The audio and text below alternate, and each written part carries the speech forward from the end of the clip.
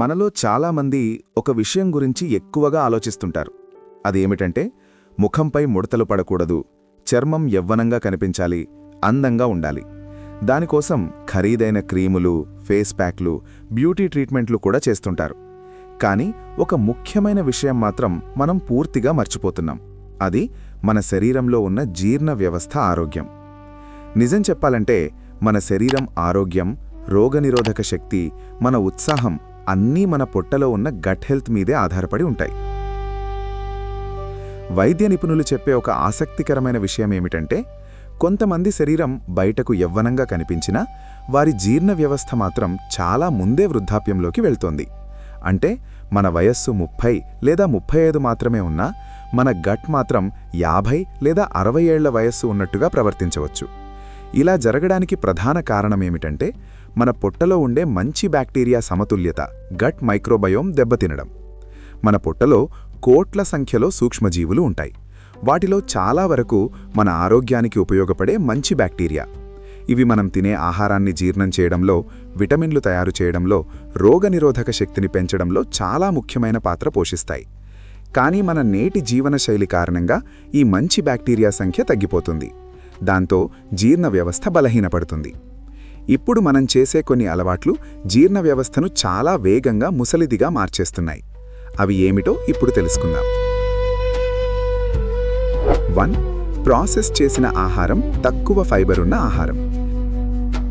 నేటి కాలంలో చాలామంది ఇంటి వంటకాలు కంటే ప్యాకెట్లలో వచ్చే ఫాస్ట్ ఫుడ్స్, ప్రాసెస్ చేసిన ఆహారాలు ఎక్కువగా తింటున్నారు. చిప్స్, బిస్కెట్లు, రెడీమేడ్ ఫుడ్స్, ఫాస్ట్ ఫుడ్ ఇవి తినడానికి రుచిగా ఉంటాయి, కానీ ఆరోగ్యానికి మాత్రం అంత మంచివి కావు. ఈ ఆహారాల్లో ప్రిజర్వేటివ్స్ ఎక్కువగా ఉంటాయి మరియు ఫైబర్ చాలా తక్కువగా ఉంటుంది. ఫైబర్ లేకపోతే మన పొట్టలోని మంచి బ్యాక్టీరియా బలహీనపడుతుంది. దాంతో జీర్ణక్రియ మందగిస్తుంది. ఫలితంగా గ్యాస్, ఎసిడిటీ, కడుపు ఉబ్బరం, అజీర్ణం వంటి సమస్యలు మొదలవుతాయి. 2. అతిగా మందులు వాడటం. ఇప్పటి రోజుల్లో చిన్న నొప్పి వచ్చినా చాలామంది వెంటనే పెయిన్ కిల్లర్స్ వేసుకుంటారు. కొంచెం జలుబు లేదా ఇన్ఫెక్షన్ వచ్చినా డాక్టర్ సలహా లేకుండానే యాంటీబయాటిక్స్ వాడటం కూడా చాలామందికి అలవాటైంది. కానీ ఈ మందులు మన పొట్టలోని సూక్ష్మజీవులపై ప్రభావం చూపుతాయి. యాంటీబయాటిక్స్ తీసుకున్నప్పుడు మన శరీరానికి హానికరమైన బ్యాక్టీరియాతో పాటు మంచి బ్యాక్టీరియా కూడా నాశనమవుతుంది. దాంతో గట్ మైక్రోబయోమ్ సమతుల్యత దెబ్బతింటుంది. 3. ఒత్తిడి మరియు నిద్రలేమి.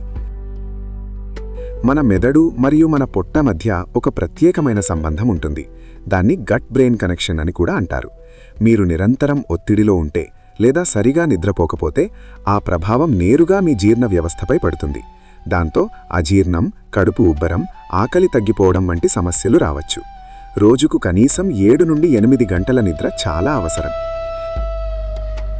4. శారీరక శ్రమ లేకపోవడం. ఇప్పటి కాలంలో చాలామంది రోజంతా ఒకే చోట కూర్చుని పనిచేస్తున్నారు. ఆఫీస్ పని, కంప్యూటర్ పని, మొబైల్ ఉపయోగం. ఈ జీవనశైలిలో శారీరక కదలికలు చాలా తగ్గిపోయాయి.